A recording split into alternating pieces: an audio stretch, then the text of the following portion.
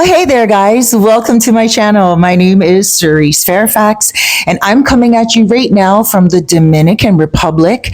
I am in a province called Puerto Plata, in a municipal called Sosúa, and in a little area, my neighborhood is called Los Cheramicos.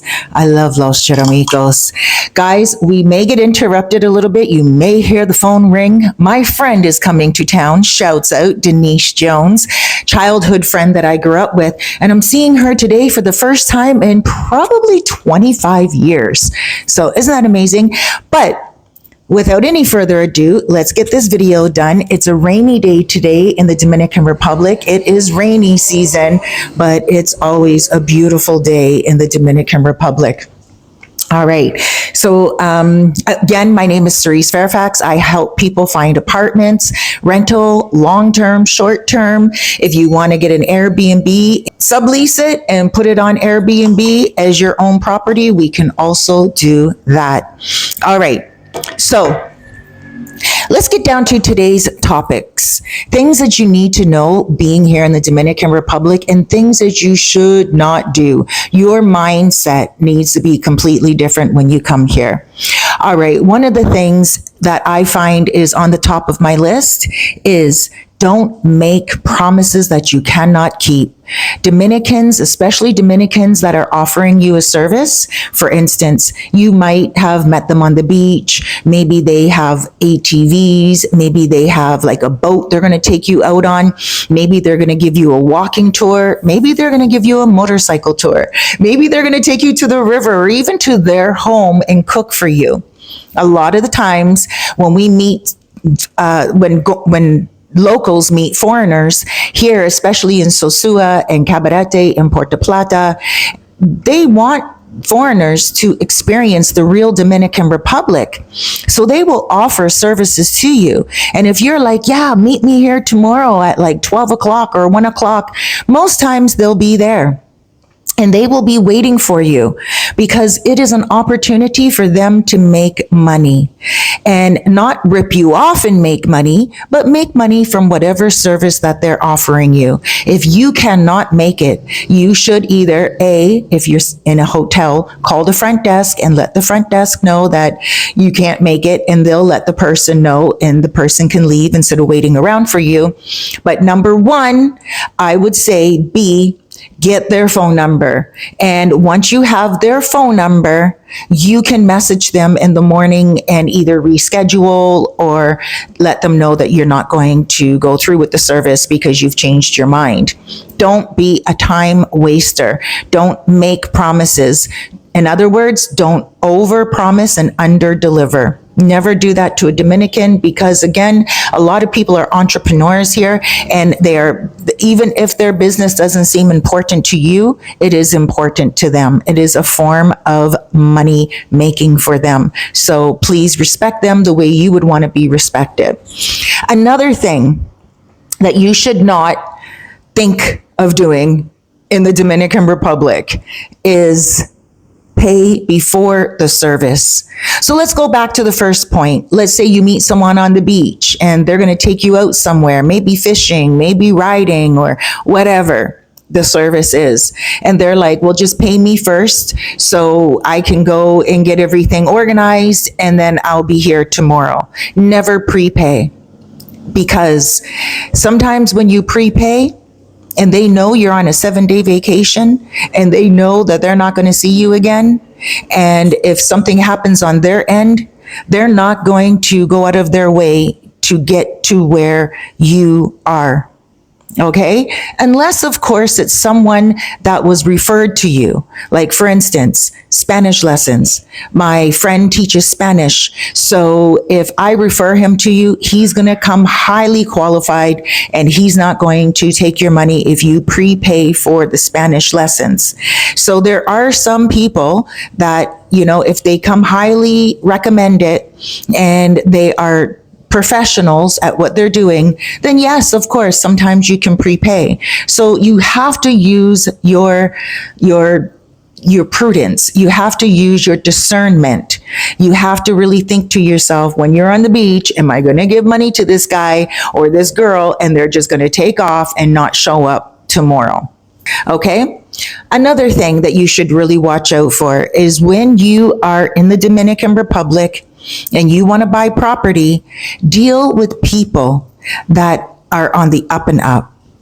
Some people will say to you, oh, I have a piece of land over here. It's only $1,000 and all you have to do is pay me cash and I'll give you the dislende. I'll give you the title.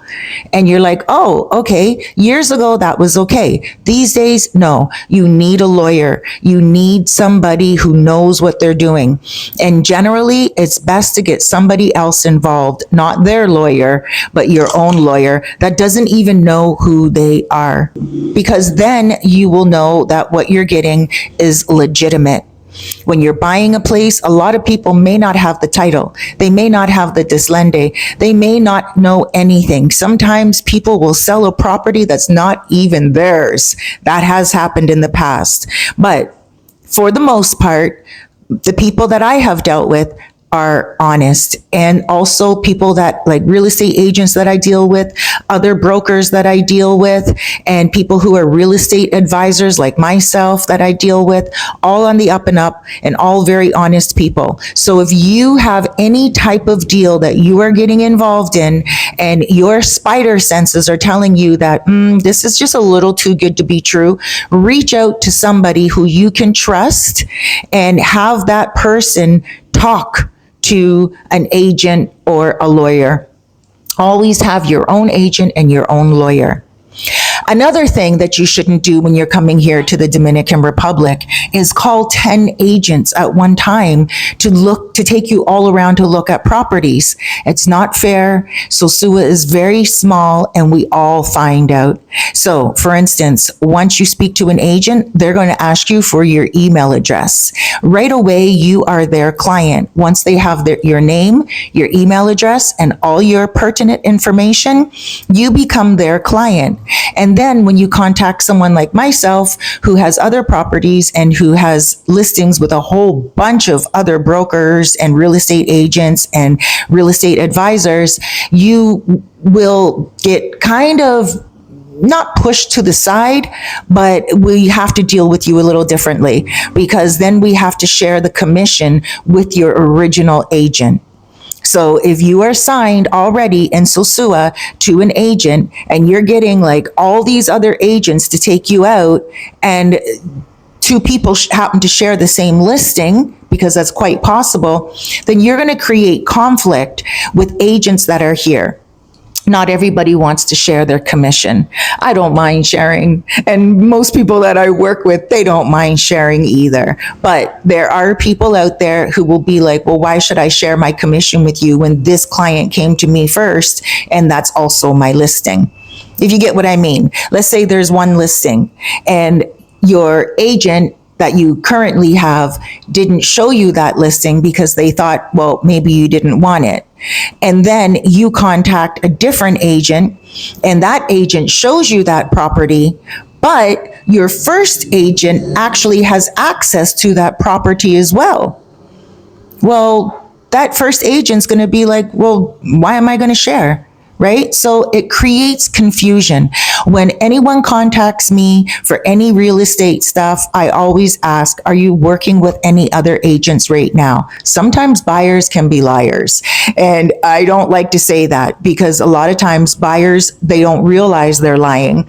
And they just feel like, well, no, I'm not registered with anyone, because you don't realize that giving your email address and your pertinent information is actually registering with that agent.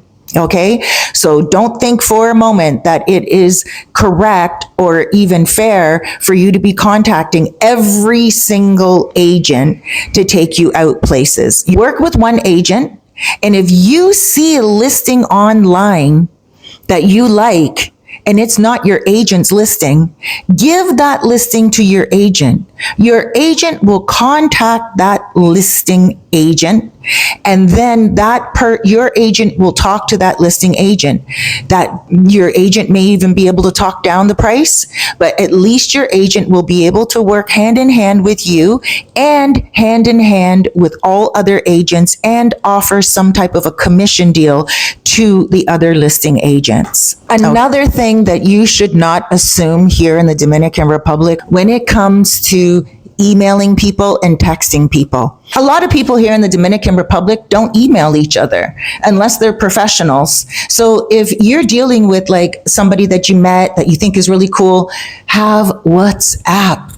When someone says to me, I don't have WhatsApp, I'm like, what's up with that? You know, pun intended. But yeah, you need to have WhatsApp here so you can contact people, because through WhatsApp, you can call people via Wi-Fi and people will be available to you. It doesn't matter if it's a woman that you meet here, a guy that you meet here, a love interest, or if it's a business associate. Have WhatsApp. Don't assume that they have texting ability, and don't assume that they can call you because they may not have calling minutes on their plan. So you can call them via WhatsApp. You can call them and, message them via WhatsApp, but that is the main form of communication here in the Dominican Republic. All right, guys. So those are things that you should not assume, and those are things that you should not do while you're here in the Dominican Republic. Everything's going to be all right when you come on your vacation, because this place is so amazing. I love it. I love living here. Guys, I wrote this book right here, Sosúa STAYCATION. Give me a shout. I would love to get it out to you. It's an ebook, so I can get it out to you the exact same day. 34 chapters packed with a lot of information. Thank you so much for joining me. My name is Cerise Fairfax. Thank you so much for taking your moment to subscribe if you enjoyed this content, and also hit that like button. If you are already a subscriber and you have been supporting my channel for a long time, I thank you so much. And I know that there's so many videos that YouTube recommended to you guys, but you clicked on this one, and that's pretty special to me. Thank you so much for joining me. Huge hugs, loads of love, big blessings.